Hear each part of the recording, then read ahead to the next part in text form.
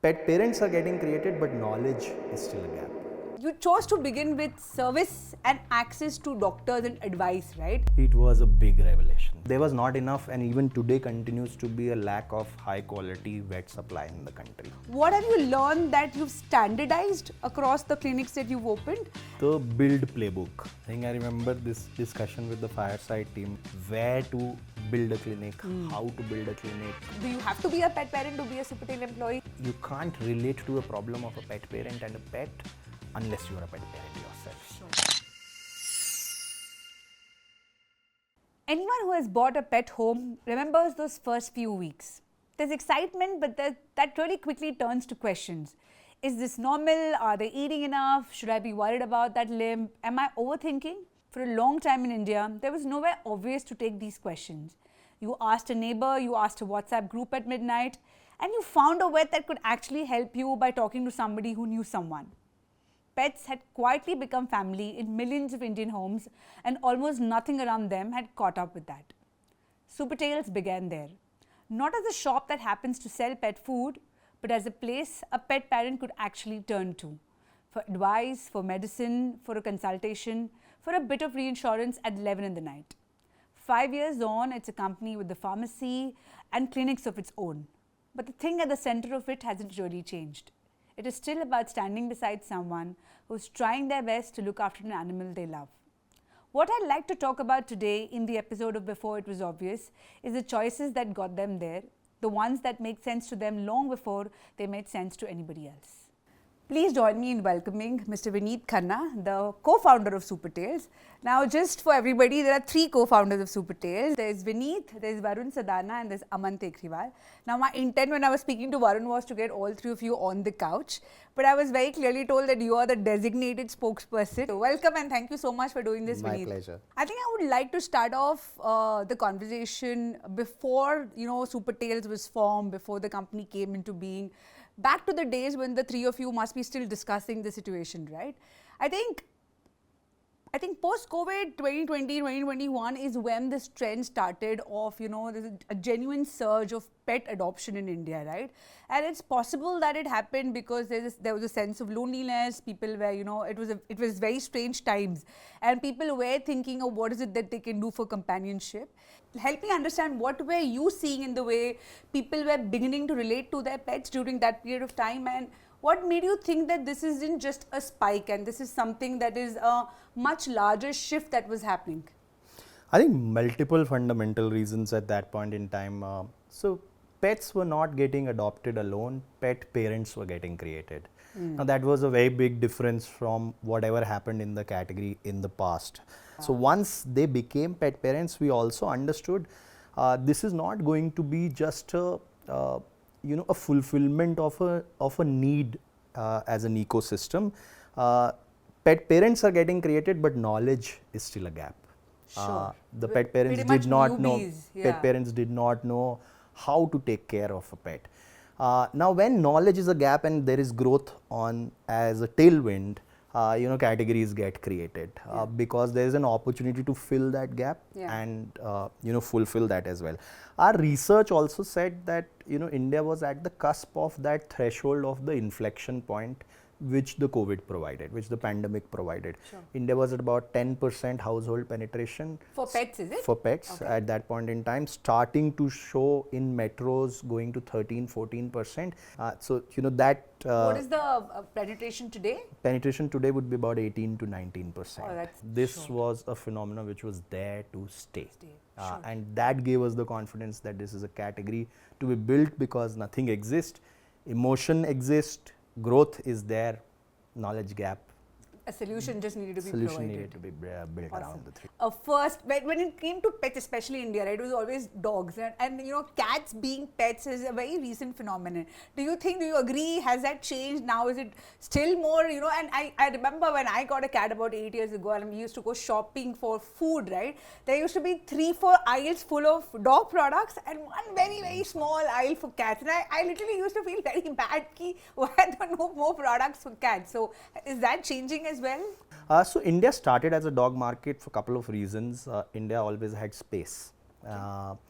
Dogs in India were not a metro phenomena. as the working individual of India started to adopt pets, apartments became smaller. India started first becoming from a large dog market to a smaller dog market, and then eventually cats as well. So the busier, smaller house pet parent, found cat as an equally loving companion, and growth started from there. Awesome. Very interesting. On our platform, cat business is significantly bigger than the dog business. Oh, cat is bigger than dogs. Yes. That's a good one. I'm very happy to know that. Now you of course had this conviction about this consumer. You realize that there is a market that exists. Now the question then became, what do you actually build for this audience, right? The obvious business answer would have been to create a marketplace, have this variety of products, have reliable delivery, have competitive prices. It's a proven model, and it is what most people would have chosen to build, right? You guys did something very, very different. You chose to begin with service and access to doctors and advice, right? It was literally free advice before there was even a transaction from the audience. So what made you conclude that, a marketplace is not going to be enough, and there was actually a requirement from a health perspective, advice which was needed, that would actually have to be offered right from the beginning when Supertails came into existence? See, I think when a brand is created, Fireside always tells us that brand is always created on trust, right? A marketplace can buy you a transaction. It can tell you which SKU to buy, but it can't tell a pet parent what to do. And especially a pet parent who has a knowledge gap. Okay. So that knowledge gap had to be bridged. It could not be fulfilled by products alone. Now in this category, vet is the single most authority, who is looked up to for advice. Sure. Yeah. There is it's an emotional category, but there is no mother or grandmother like the human baby category. Sure. There is no wisdom that exists in the family of how to. Nobody that you can go and actually consult. Because the biological mother is not the one taking care of the pet. Yeah. Now that creates the first knowledge gap itself, and the vet is the one who fulfills it. The vet is the one who brings comfort and trust to the pet parent that okay, what I am doing with my pet is the right thing to be done. So when we saw that when we were starting, there is a 2 a.m. Google search on what to do if my pet is not feeling well at night. Now that no platform, no marketplace can solve. For sure. So trust had to be built through the vet route. The vet is always already the center of the ecosystem. Yeah. We just had to find a seemingly difficult but yet possible way to integrate the two. Because there are not many examples of platforms wherein product and a service through an expert get interlinked and integrated. That was the harder part to do, but that would have been our differentiation and moat also as defensible. And in the behavior, did you see that consumers were actually using that service before actually making any transaction on the platform? That must have happened, right? It was a big revelation. We thought that was a need, but we were not anticipating that big a need. We had consultations flowing in from all across the world. When we were not even marketing at that point in time this service. Now, which clearly showcased and the kind of queries, the kind of questions. Maybe simple things also must have come up, I would say simple to the extent of I would take the liberty of calling them silly at times. Sure. Because they were not knowing what is to be done. So much of a gap. Now, a Google cannot solve that. For the simple reason that Google at that point in time and even today is full of content from the developed pet economies. Sure. So what we did at that point in time opened up the the trust gate, the access gate of healthcare advice, and then I think that turned out to be a beautiful decision. And also it must have made the journey itself so much easier of a newbie pet parent, right? It's that first 1.5 years where you're literally learning new things every day, and to be able to help them cross that journey and become more confident in taking care of their pets. Again, that's something that that trust that that consumer would have got on Supertails is I don't think anything can replace that. So I think great strategy. First time pet parent doesn't search for which puppy food to buy. They search for what will my dog eat. Oh, Now that is the that difference. basic and going so that much. difference, or Yeah. what should I give to my Give my dog? dog, It's okay. not a brand getting searched. It's not a an SKU getting searched. It is a behavior first getting searched. Even today, more than 50% of the Google searches in the category are generic. They are not brand or category specific, Okay. which clearly showcases while we've grown in the category wisdom, but there's still a long way to go. Sure. That is where this our knowledge fulfillment through the vet fits in very well. Sure. Now this decision that you guys took, which is getting in, making it vet first, that seems to have opened a new door of business for you guys. And I understand that today a significant part of your business is actually medicine, right?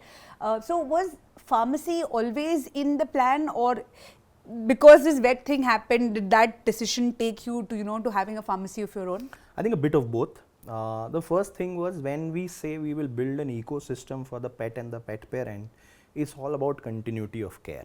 Now, as a pet parent, you would understand that you would not want to build trust multiple times over multiple platforms or service providers. Sure. You will want to build trust once and stick with it. Because it's an emotional category, it is very difficult to build trust again and again. Sure. And it can be broken very fast. Easily. Very easily. So the continuity of care was the logical extension of getting into categories like pharmacy, because they are needs. They are needs of the pet parent. The second reason why it happened was that the moment we launched our teleconsultation, and which saw such tremendous demand, we saw we were already writing recommendations and prescriptions every day. We were just not closing the loop. Closing the loop. We were not closing the loop. So that became the logical extension from a business and a pet need perspective as well. Sure. The third reason why we felt it was again a logical extension was all the pets which were adopted during COVID are going to age. All of these, while on the strategy side they were part of the ecosystem flywheel, on the business and transactional side, the couple of reasons that I mentioned made it very logical to take that. In fact, we took those decisions maybe earlier than what we would have otherwise thought of on day one. Sure, yeah. And this whole thing accelerated your decisions and the made conviction as well as the reason. Sure. Awesome. All right.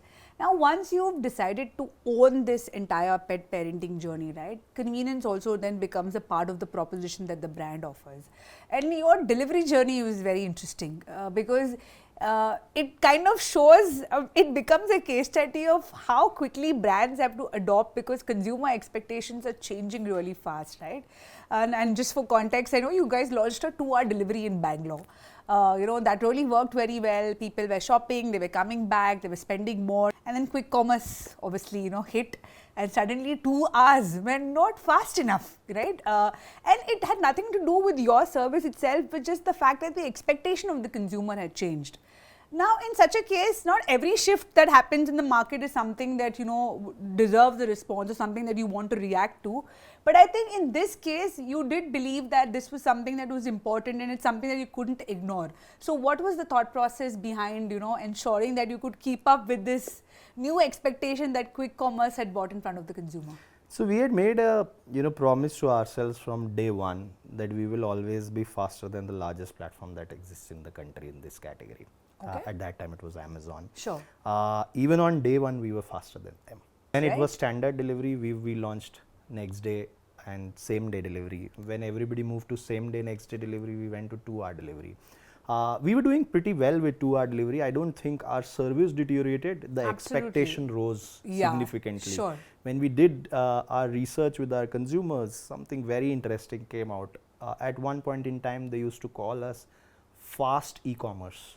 Fast e-commerce. Then they called us super fast e-commerce when we launched 2-hour delivery. Yeah. And then for the same 2-hour delivery, they started calling us slow quick commerce. Now that clearly showcased that the expectation had changed. Shifted, yeah. We also understood that because the pet parent demographic was changing to a more Gen Z, more involved, more digitally active, native pet parent, this behavior could not be ignored. Sure. They are going to be going for faster and faster deliveries in multiple categories, and that habit is going to rub off to this category as well. Interestingly, this category is not a push through when it comes to quick commerce. It is there are genuine needs when it comes to real fast delivery as well. Sure. A Gen Z coming back from work, trying to give their cat their food, finding the packet has just run out. And you need And something there was immediately. could not plan because of the busy schedule. Sure. A medicine needed because the dog has just vomited could be any time of the day. Yeah. Now you can't stand in the queue of a vet clinic or wait for the weekend to come when you can actually do that. Sure. So the speed, there are mission critical use cases in the category itself. Yeah. Because emotion is so high, even a near mission critical becomes escalated in the minds of the pet parent, and they would want to do it immediately. Yeah. It could be a simple thing like a toy, but my dog needs the Could toy be something right more away. critical as well. My dog needs the toy right away. There's a function in the house in the evening. My dog to should keep- be wearing a tuxedo. Should be wearing a tuxedo. You can't wait for days Sure. when it comes to that. Sure. So I think our response was one, the behavior shift, our consumer telling us in ways that This is what the they now expectation has expected, yeah. risen, Yeah. and because of the consumer shift also happening to wanting to get everything in this category as well, it was not a choice to ignore. Our past experience also told us that whenever any category the delivery speed has gone up, it shows up in numbers in way more ways than one. Sure. Your CACs come down, your retention goes up, your frequencies rise, your ARPUs There's become a real better. business case for There's a having met business that need. And coming from a supply chain background, interestingly, on steadier state, the faster the delivery is, the cheaper it is as well. What came next though was very, very different, let me call it that way. I think back in 2025, if I'm not wrong, you guys opened a clinic which had a waiting room, it had a surgical table, it had doctors on your payroll. Now, at that point of time, you already had vets, you already have consultations, and people are reaching out to you, and you also of course had a pharmacy. So in some sense, you were doing what a clinic already does, right? So what was the thought process, or what did you believe that a proper full clinic could do for the larger relationship that Supertails had with its consumer, right? And what is it that you felt that an online consultation or just speaking to the vet was not solving for, and you actually needed to put up physical clinics to take that relationship forward? See, one is the level of trust, and in fact there is an answer on the demand side and on the supply side both. Okay. Demand side is still seemingly obvious that a teleconsultation will only be able to triage or recommend a medicine. It cannot diagnose what requires physical touch. Physical touch. It cannot cure what requires a procedure or eventually a surgery as well. So that part of the the entire loop closure we were missing out on. There was not enough, and even today continues to be a lack of high quality vet supply in the country. Okay. So if the pet parent is becoming more discerning and knowledgeable, there is nothing to fulfill that, or there is lack of good quality healthcare to fulfill that as well. Okay. That was one thing.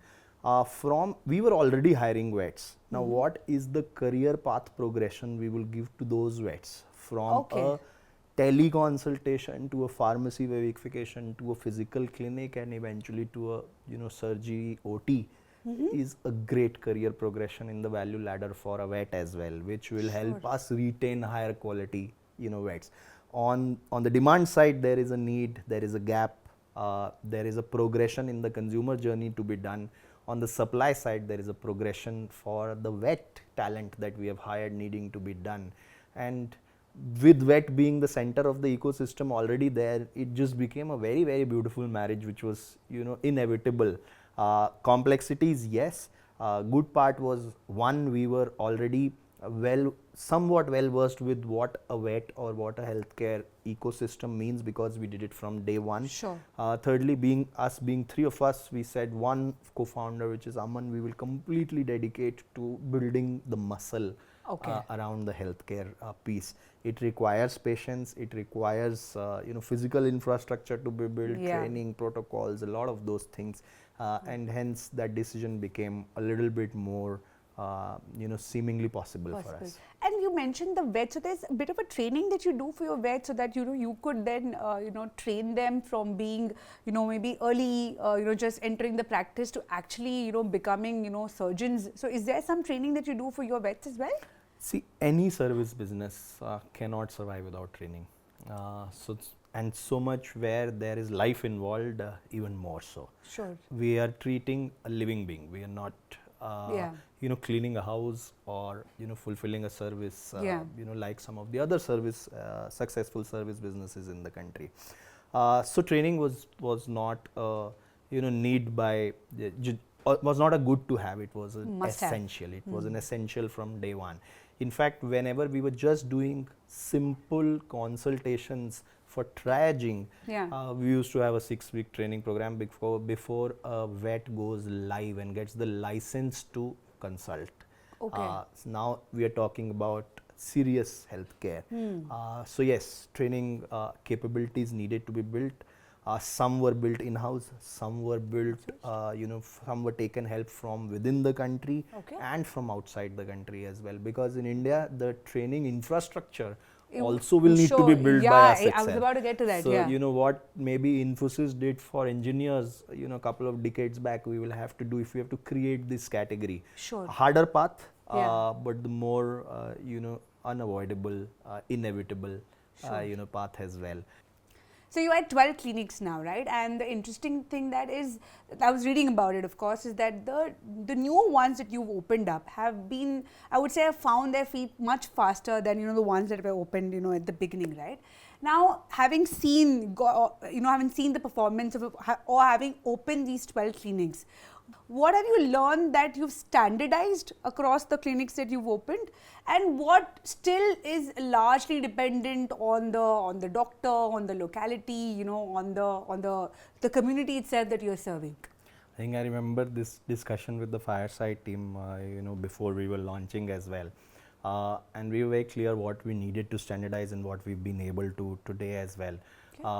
The build playbook, which is the infrastructure, the physical infrastructure, as we scale more and more clinics, will always need to be standardized.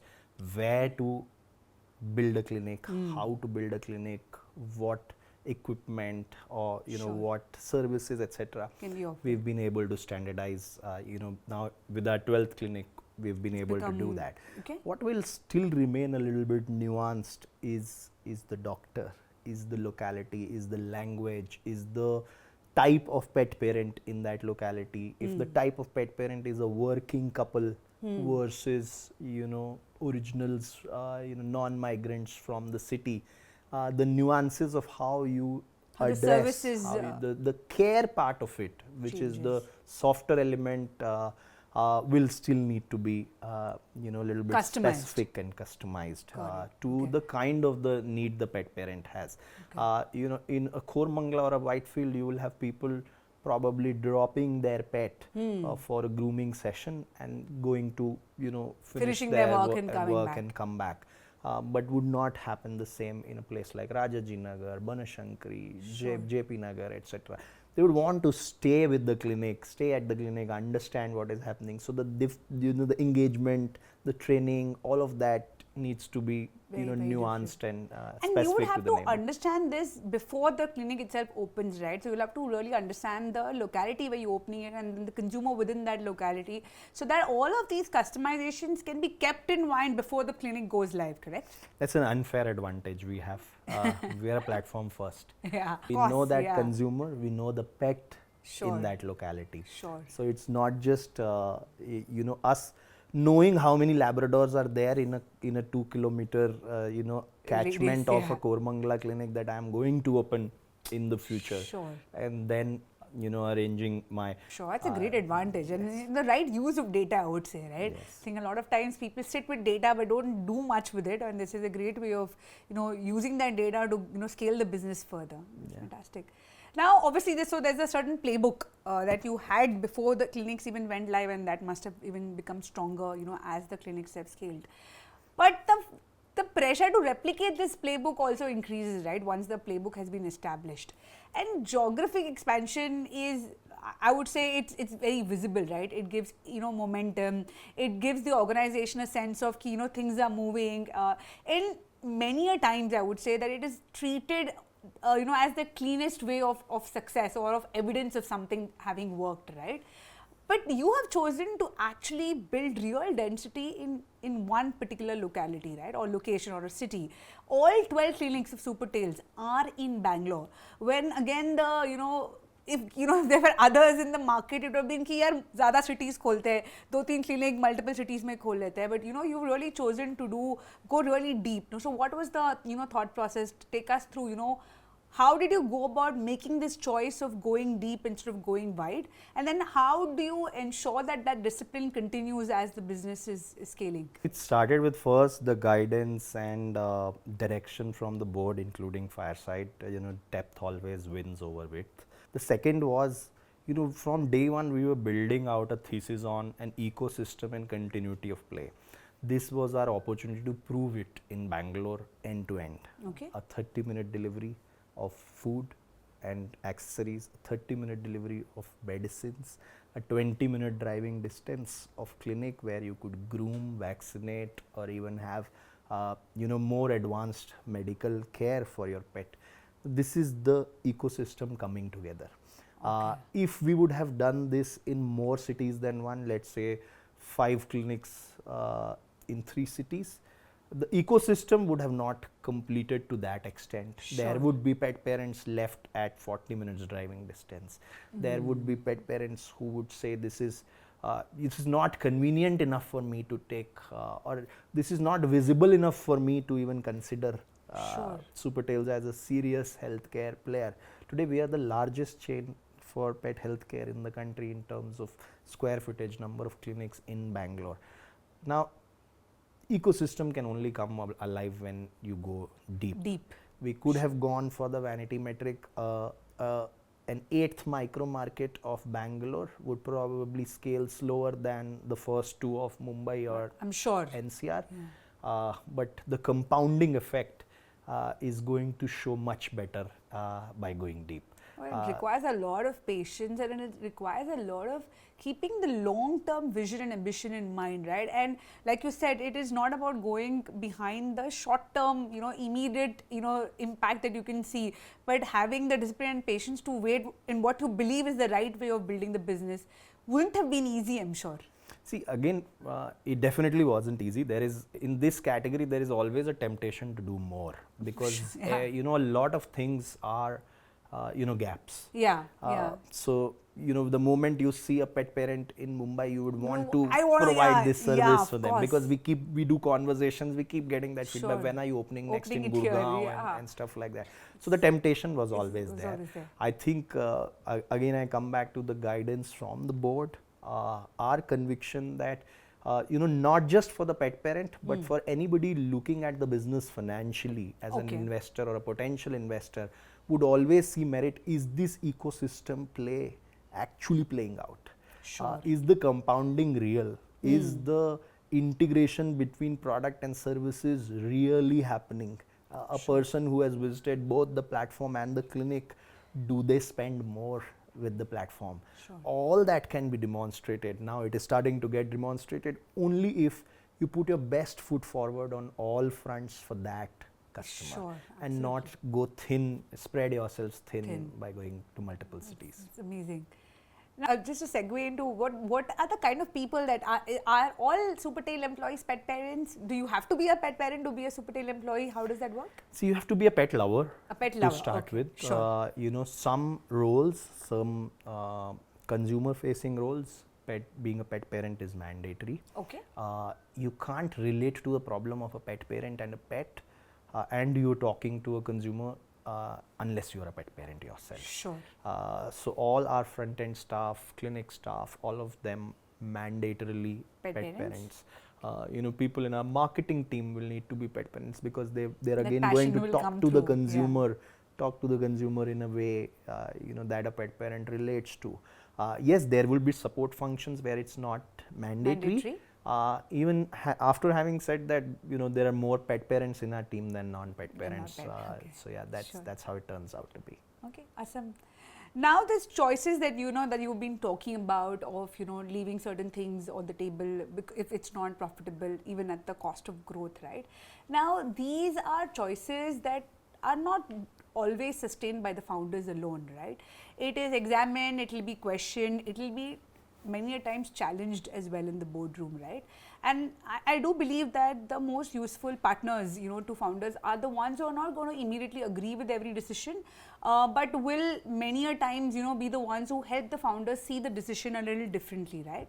So maybe discuss with me and talk to me about, one boardroom conversation where, your investors did not just agree or disagree on any point, but where they changed the way you were, framing the decision, or in your minds, the decision was heading a certain way, but this conversation actually moved that path. I think what I recall is in the last couple of quarters, Supertails has the opportunity of becoming the largest pet care service provider in the country. Now that's a temptation everybody in the company and everybody on the board will always have, that let's kill it and take it forward from there. And I remember when in around March and April when we presented our annual plan for this year, the aspiration was to do that. And I think the board very rightly, including Fireside, came back to us during that meeting itself and said, growth is great, but what is at how much expense of cash? And that was something that got us to realize further, while we were doing that to whatever extent possible, but the temptation to become the largest and get the premium of being the largest from both a consumer and an investor side is very tempting. But I think that was one board meeting wherein we stepped back, we took some rationalization calls basis that as well. We said we'll build infrastructure where it sweats. We'll not build infrastructure where it's just a pilot or an experiment.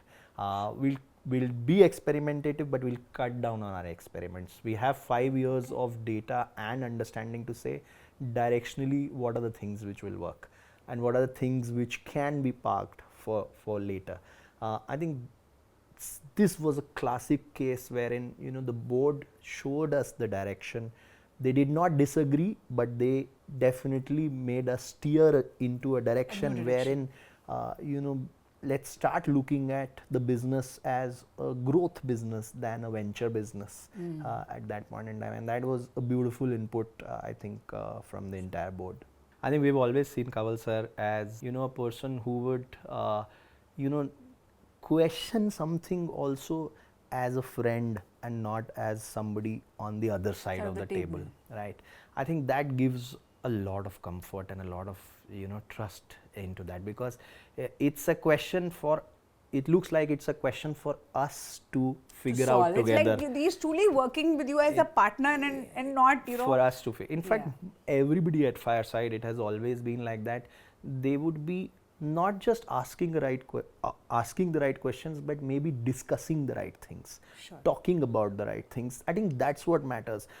At times within an organization ecosystem, there is enough smartness to eventually take a decision and move on. But it's about whether the right things are getting discussed. And Kanwal boss has always been, very, very particular about what are we doing today, whether it makes sense in the future, and whether it will make sense at scale as well. Now, if all 3 boxes are ticks, we should have done it yesterday. And that's that's been his guidance always. Lovely. All right. Okay. Now, something that really stands out, of the founding team of Supertails is the fact that you guys have known each other for a very long time. You guys were all together in I Am Lucknow. You guys, worked together in a previous company before Supertails. You guys were all a part of Licious, and now obviously you're building Supertails together, right? Now, and for most of Supertails' journey itself, I think you guys have built it side by side, right? But as the business obviously evolves, in the earlier stages, there would have been a point where all of you are taking the decisions together and everybody has a say on exactly where the direction should be, right? But like I said, as the business has evolved, Supertails is no longer one business. Or even when you started off, I think the ambition was never that it's going to be one simple linear vertical, right? You've got the platform, you've got healthcare now. So I think when a business becomes a lot more complex, I would say, then the speed at which things have to be done, the kind of questions that have to be answered really changes, right? And I think that also shifts the question that the founding team has to answer. Now, the question that it comes to the founding team is not so much about the closeness and taking the decisions together, but maybe more sharply defining who does what, right? So given where the company and the business is today, so how did the three of you decide which part of the company would be owned by that particular person, and what does it take for a decision like this to be made, given the fact that there's this very long relationship that you have? So the first thing is that because we have spent so much time with each other in the past, we know each other very well. So we also know what are our strengths and what are our weaknesses, or what are the things that we are probably, or one of us is better at than the other. So that's the first thing that comes in. The second thing, as the business grows, it is not just about the quality of decisions, it's about the number of decisions that a company makes. At times when there is too many people taking the same decisions, you end up taking lesser decisions. Sure. Because there is more time to be taken to build up consensus. Obviously frameworks exist, it was just about executing them. It was about, one of us who knows a particular part of the business being the primary decision maker, maybe as an advisor from one of the other two. Okay. But it does not need all three of us to be taking all decisions. Thirdly, we also were able to understand what are the decisions that now we three as founders don't even need to take. Okay. Our team is capable enough and should be empowered to take those decisions themselves as well. The more we delineate decision making, the more decisions we will make. Sure. And some will be right, some will be wrong, but any decision, whether right or wrong, only discovers the right decision. Sure. Whether it was right, then it was the right one. If it was wrong, then you know what was right. Yeah. And that's what we have come to realize now, because of our understanding of each other and now the strong team that we've been able to build. It became relatively easier for us to do that, but it was definitely the need of the hour to be taking more decisions. Sure. Would love to understand, because you've seen this, evolution and this growth, what do you think that the market understands about pet care today? And it is from a consumer angle that you can talk me through it. Today, it's, it's something that is understood by everyone. There was hope that this category will grow, or rather there was, a love-based hope that this category, everybody wanted this category to grow. Now that hope has turned into belief, that this category has all the ingredients and it is showing, it is beating all its estimates. Now we don't need to justify to a consumer, to ourselves, to our potential investors that the category is, or pet parenting in India is going to boom and grow and explode. That's one thing that has gone out of the window. Now the question is, who will build it and what does the category need? And even there is more discovery happening as we go. There is still going to be a little bit more of evolution happening in that, as well as the consumer in this category keeps on changing. But there is one question out of the room now, that the category, will it grow or not? Is it just, we started the conversation with, is it just a COVID phenomena? Will it going to sustain? Is abandonment real? All of that has gone out. Sure, sure, awesome. What are you thinking about today that is going to look obvious 5 years later? Maybe not obvious right now, but it will look obvious 5 years down the line. I think our focus on healthcare in this category, we are very, very confident and certain that as evolved pet economies have become healthcare centric. Healthcare is not a piece you can remove out of this category. It seemed premature at certain times, even for us, for India. As we go forward, we will count that as our best decision that we ever took, that we did it sooner than what we should have. The biggest retailer of pet care in the world, which is Chewy, got into healthcare maybe a little later than what they could have or they should have. That is something that we have taken a conscious call of. There were questions, there were complexities as we just spoke about. There were fears whether we will be able to do it or not, but I think we stuck to it, and that's something 5 years hence, gonna you be know, very, very if obvious. everything Works goes out. well, we will be really proud of and be happy about that we did it at the right time than later. Super. Thank you so much for taking out the time and having this conversation with us. Really appreciate it, Vineet. And Thank you so wishing much. Supertails all the very best. Thank you so much. Always a pleasure to talk about the category and the business. Thank you. Thank you.